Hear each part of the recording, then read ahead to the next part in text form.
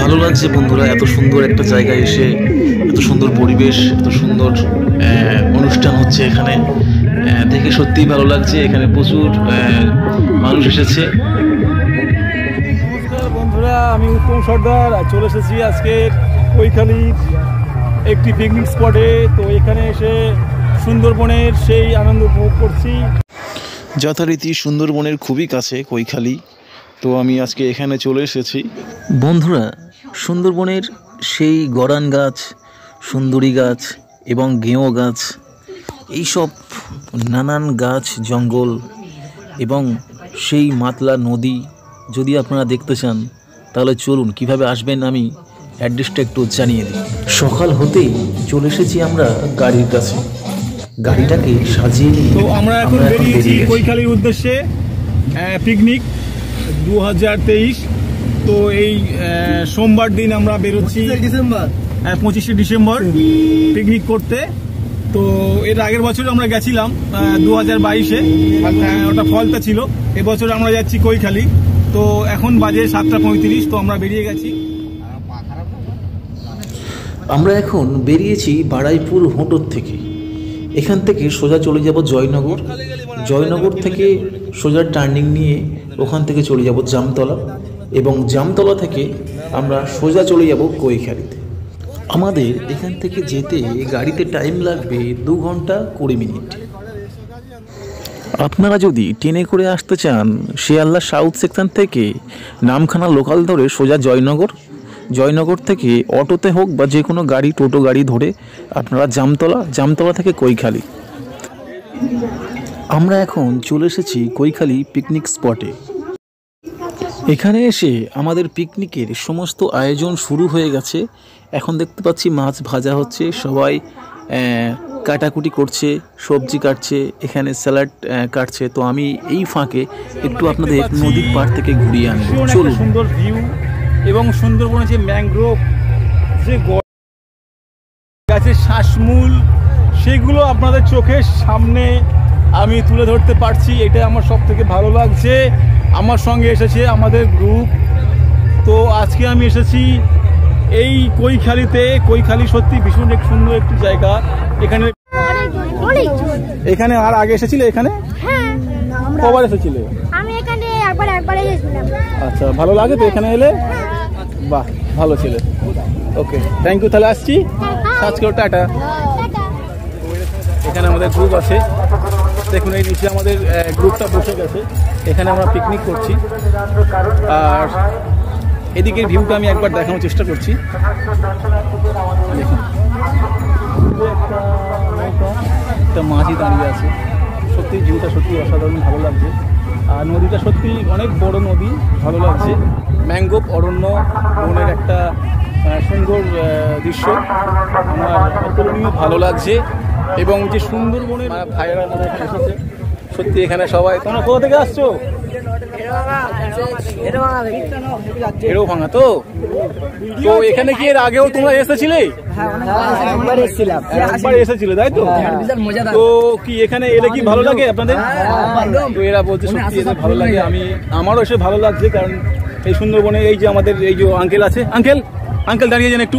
Uncle, আপনি আমাদের এখানে এনেছেন, আপনি বলেছিলেন আপনার দেশের বাড়ি। তো আপনার কি এখানটায় বাড়ি কি সত্যি? আপনি একটু বলুন স্যার। বন্ধুরা, এই কৈখালীতে আমি বলেছিলাম আপনাদেরকে যে সুন্দরবনের ম্যানগ্রোভ অরণ্য, শ্বাসমূল, গরান গাছ এবং সুন্দরী গাছ। তো তার মধ্যে কিছু অংশ, আমি শ্বাসমূলের কিছু অংশ আপনাদেরকে দেখাচ্ছি। সুন্দরবনের এই নোনা জলের একমাত্র টিকে থাকতে পারে এই শ্বাসমূল, গরান গাছ। যেই কারণে এই নদীর চরেতে এই শ্বাসমূলগুলো টিকে থাকে নোনা মাটি, জলে। এদের ক্ষমতা অনেক। এরা এখানে সুন্দরবনের কিছুটা অংশ আমরা দেখা পাচ্ছি। দেখুন দূরের ভিউটা কিন্তু সত্যি অসাধারণ। দেখুন এই ভিউটা, দেখুন সত্যি অসাধারণ, দারুণ লাগছে।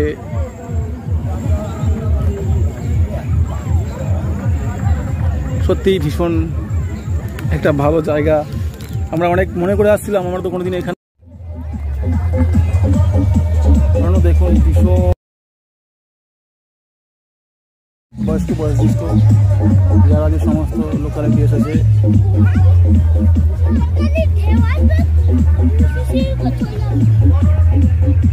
এই ভিউটা সত্যি অসাধারণ ভালো লাগছে। আমাদের এই দাদা ভাইরা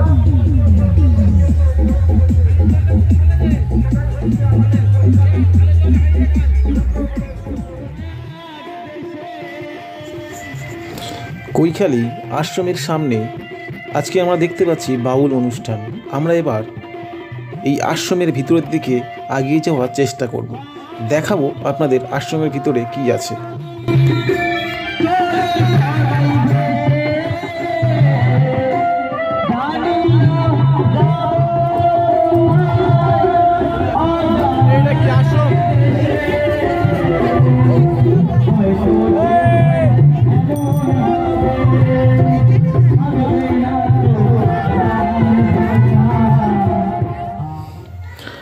আমরা এখন প্রবেশ করেছি ঠিক কৈখালী আশ্রমের ভিতরে।